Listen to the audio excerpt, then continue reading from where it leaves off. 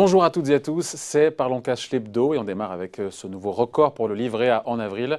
Le directeur général de la Caisse des dépôts avait préparé le terrain, mais là c'est officiel, la collecte nette s'est élevée à 5,5 milliards d'euros contre 2,7 en mars. Record également pour la collecte du LDDS, le livret de développement durable et solidaire, qui s'établit à 1,9 milliard d'euros. Si on fait le calcul, la collecte sur les deux supports s'élève depuis le début de l'année à 17 milliards d'euros, soit déjà plus que sur l'ensemble de 2019.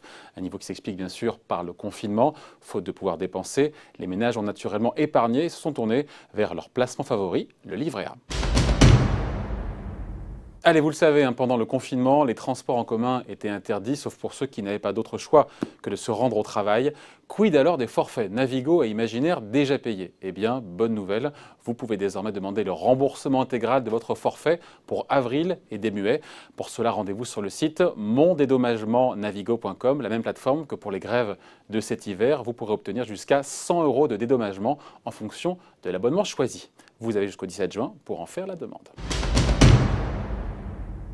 Enfin, bonne nouvelle, les prix des billets de train ne vont pas augmenter cet été, et ce malgré le manque à gagner du confinement qui se chiffre à 3 milliards d'euros pour la SNCF. Le secrétaire d'État au transport, Jean-Baptiste Djebbari, vient d'en faire la promesse. À titre exceptionnel, les billets sont échangeables ou remboursables sans frais.